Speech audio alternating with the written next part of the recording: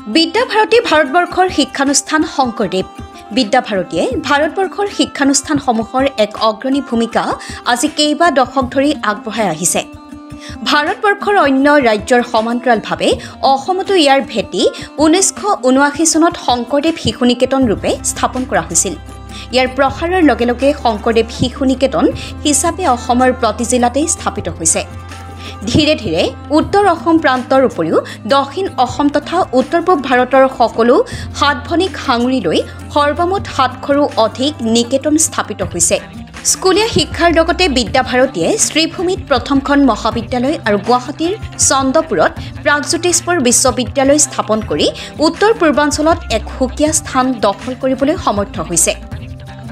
বিদ্যাভাৰতী পূৰ্বোত্তৰ ক্ষেত্ৰৰ দ্বাৰা প্ৰথমবাৰৰ বাবে সকলো শিক্ষাৰ্থীৰ এক শিবিৰৰ পৰিকল্পনা আগত ৰাখি অহা 29, 30 আৰু 31 জানুৱাৰীত সমুৎকৰ্ষ মহাশিবিৰ আয়োজন কৰা হৈছে। এই মহাশিবিৰৰ দ্বাৰা ছাত্ৰ ছাত্ৰীসকলৰ সৰ্বাংগীন বিকাশৰ প্ৰয়াস কৰা হ'ব, যাতে গতানুগতিক শিক্ষাৰ উপৰিও অন্যান্য দিশতো তেওঁলোকে আগবাঢ়ি যাবলৈ সক্ষম হয়। আজি গুৱাহাটী প্ৰেছ ক্লাবত আয়োজিত প্ৰেছ মিটখনত সম্বোধন কৰে বিদ্যাভাৰতী পূৰ্বোত্তৰ ক্ষেত্ৰৰ সাধাৰণ সম্পাদক ডক্টৰ জগদীন্দ্ৰ ৰায় চৌধুৰী, সমুৎকৰ্ষ মহাশিবিৰৰ সভাপতি লেফটেনেণ্ট জেনেৰেল ৰাণা প্ৰতাপ কলিতা, শিশু শিক্ষা সমিতি অসমৰ সভাপতি কুলেন্দ্ৰ কুমাৰ ভাগৱতী আৰু সম্পাদক জগন্নাথ ৰাজবংশীয়ে। এই শিবিৰত শিশুসকলৰ বাবে প্ৰস্তুত কৰা শিশু বাটিকাত থকা 12 বয়ৱস্থাৰ প্ৰদৰ্শন থাকিব, লগতে এখন আকৰ্ষণীয় শিশু মেলাও আয়োজন কৰা হৈছে। শিশুৰ উপৰিও প্ৰাক্তন ছাত্ৰ সন্মিলন, বালিকা শিক্ষা, মাতৃভাৰতী সন্মিলন আদিৰ আলোচনা চক্ৰৰো ব্যৱস্থা থাকিব। এই শিবিৰত এখন আটকধুনীয়া প্ৰদৰ্শনীৰো ব্যৱস্থা কৰা হৈছে, য'ত 7 ভনীৰ বিভিন্ন চিত্ৰকলা আদি প্ৰদৰ্শিত কৰা হ'ব। নমস্কাৰ।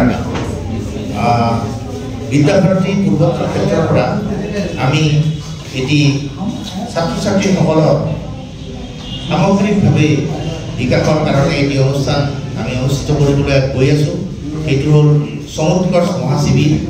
আৰু এই সমুৎকৰ্ষ মহাশিবিৰটো অহা 29, 30, 31 তাৰিখে সৰুসজাই ষ্টেডিয়ামত অতি বহল ভিত্তিত এইটো অনুষ্ঠিত কৰা হ'ব।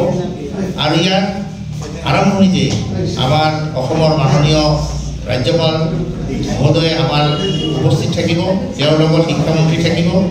আৰু ইয়াৰ পিছতে 30 তাৰিখে আমাৰ যি বিভিন্ন 7খন ৰাজ্যৰ যে ছাত্ৰ ছাত্ৰীসকল আহিব, তেওঁলোকৰ মাজত কিছু আমাৰ সাংস্কৃতিক অনুষ্ঠান হ'ব।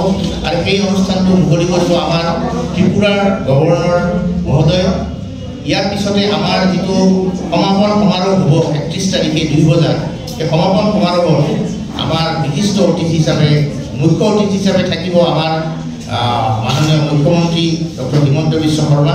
আৰু তেখেতৰ লগত আমি সকলোখন ৰাজ্যৰ আটাইবোৰ আমি মুখ্যমন্ত্ৰীক আমি আমন্ত্ৰণ জনাইছোঁ। আৰু সেই আমন্ত্ৰণ কৰ্মে তেওঁলোক কিছু আহিম বুলি কৈছে, আৰু যদি কিবা কাৰণত তেওঁলোকে নাহে আন মন্ত্ৰীকো পঠিয়াব। আৰু সেই দিনাখন সমাপন সমাৰোহত আমাৰ একেলগে গোটেই উত্তৰ পূব ভাৰতৰ 5000 ছাত্ৰ ছাত্ৰীয়ে কিছু শাৰীৰিক প্ৰদৰ্শন কৰিব আৰু লগতে ঘোষ প্ৰদৰ্শন কৰিব। মানে আমাৰ আৰ্মিত যিটো বেণ্ড বজায় সেই তেনেকুৱা ঘোষ প্ৰদৰ্শন হ'ব।